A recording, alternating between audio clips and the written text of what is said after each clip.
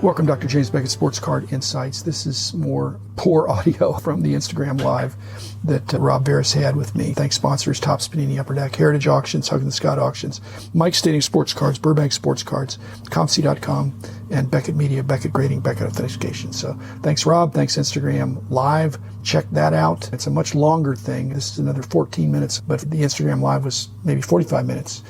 So anyway, enjoyed it. Here it is for your listening. You had this small army in the early 2000s before this 18 million SKU universe that we're sitting in right now.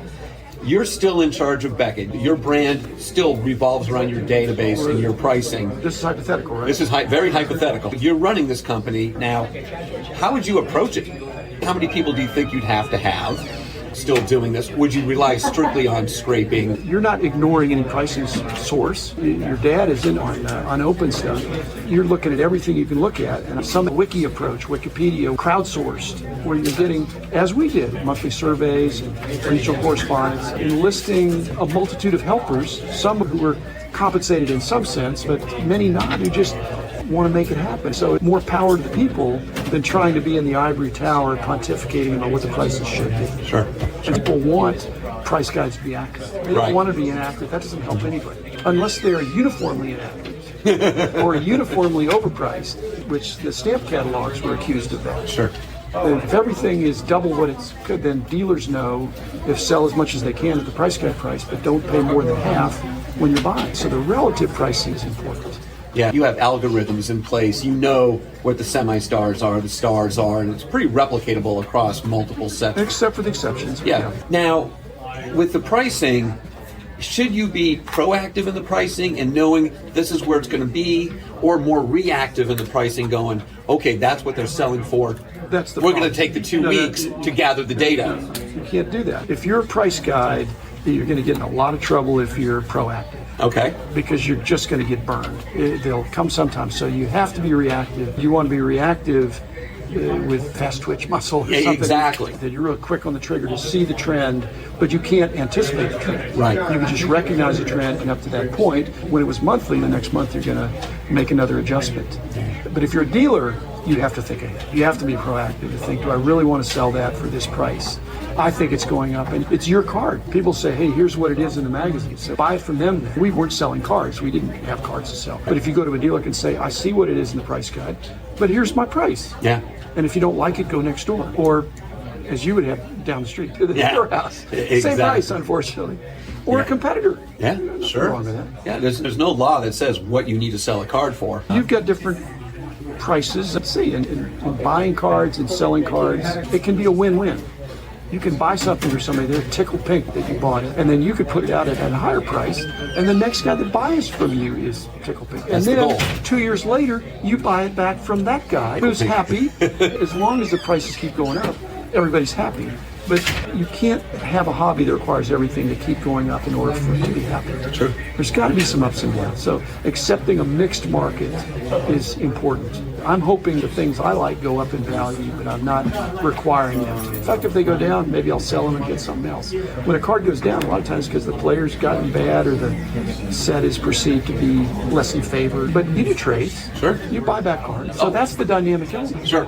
Yeah, I believe that a shop has to have liquidity. in All general. dealers don't believe that. Yeah. They believe it needs to have cash flow. Yeah. And that's not the same as liquidity. But it turns out your cash flow is improved because of your liquidity, and that's something people My either customers don't are my believe. distributors. Exactly. Yeah. In fact, they can be your competitors. Yeah. Oh. But they can also be symbiotic. Sure. That's the way it is. I mean, everybody can be a dealer. Oh, yeah. There's no barrier to entry there. Barrier to entry is look around. Yeah, look around. The organization. Yeah, I did seminars back in the day. Oh, I remember. For Upper Deck, and it was you sat in Yeah, on for one us. of yeah, and were a yeah, sponsor. Beckett was a sponsor. It was Upper Deck's Hobby 2000. Beckett came on board, and you attended one of them, which for 34-year-old Rob, this was like the ultimate. Jim's in the back row. I better be on point because I'm talking about something that he is the expert on. So I'm there, and I come up with a slide that we talk about to this day, is the 12 steps of a sports card from someone parking a Suburban outside and bringing in all this stuff to when you, who purchased it online, get it in a bubble mailer.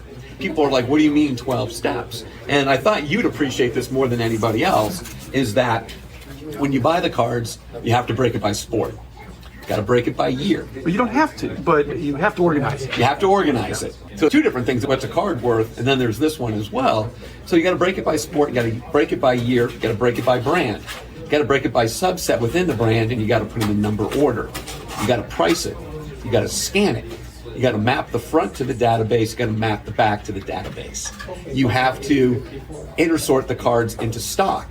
You need to pull the card. You need to ship the card. It's 12 steps. 12 steps from receiving it to getting it in the hands of somebody else. And not everybody understands that. The point I made is that you can skip a bunch of steps, but it will cost you at volume.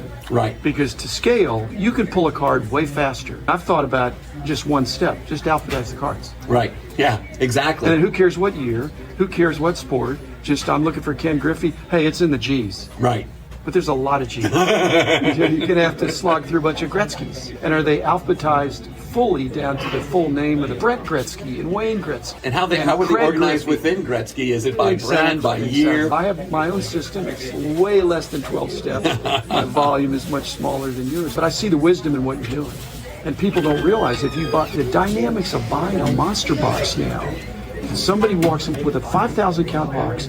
If it is unsorted, they underestimate. If it's unsleeved, unsorted, multi-sport, that it can cost you a lot to get that set up. If there's nothing good in it, and you've got to be able to figure out on the spot how much you want to pay for it. And I don't think you're factoring in, or the person's factoring in the fact that monster box cost $9, okay? And so for you to offer them $9, which I've sold monster boxes for $5 back years ago, more than a decade ago. That's 1/10 of a cent a card, which, as you recall, was the going rate. Yeah. There weren't great cards in there, but I wouldn't mind having the box back. I think a lot of it is, and I tell people this all the time, the labor is more than the cards. So many of the cards that we get in, but the cost of the card. labor. Oh, I love it. Yeah. How many employees do you have that love the labor? Actually, they probably love it too, but they want to get paid. The cards are secondary to the 12 steps it takes from your random box. If you have a large collection, that's the case. Nowadays, this is the era of small collections. So being able to carry your collection, and then sorting is not a big deal. Sorting is just looking at your cards, and you have 100 cards. Yeah. They're all slabbed. You're more worried about the weight. Yeah. But a monster box of cards, how many of your customers have more than 5,000 cards in their collection?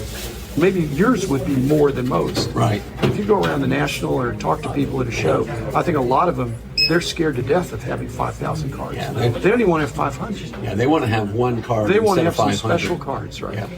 Yeah, a lot easier to track, that's for sure. But yeah, my guy Ray, all day long, he just sits there. If you offered a 5,000 count box of dollar cards, of legit dollar cards, and said, here's $5,000 worth of cards, what would you give me for it? I think most people would not trade. They certainly wouldn't trade a $500 card. Would they trade a $50 card? They'd probably trade a $50 card for $5,000 $1 card. Because they're afraid of the labor. Because they're afraid of the labor, and there's no longer bragging rights for how many cards you have.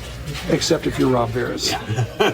He who dies with the most cards, that's... Well, don't die, but you've already have the most cards, I think. Yeah. Like we were talking about the Guinness Book of World Records, is that, yes, you're corporate, but you're also an individual, or at least a family, let's say. Yeah. And to amass that many cards, it's incomprehensible now. Yeah, they say... You had to start a long time ago. Yeah, my origin story goes back to 1979, and leveling up every day since. But every card has a home. It's always been my thing. There's such a wide variety of collectors out there. The internet changed everything. We talked about Beckett Marketplace briefly, but basically you opened up the Beckett database, which was proprietary forever, and you made it a tool where dealers could come in, use that nomenclature, use that pricing to push it to the Beckett Marketplace, and eventually be able to marry that over to eBay and increment and decrement. That was a huge game changer. It was a game changer. It wasn't mass marketed like it could have been. Partly in my regime, but mostly the guys that came after it. But it was a monster. Yeah. And you were a big part of the success, but it never reached its full potential. Otherwise, there wouldn't be a ComC now. Yeah, this is true. It's a lazy business. A lot of people are afraid of the work. They want to break.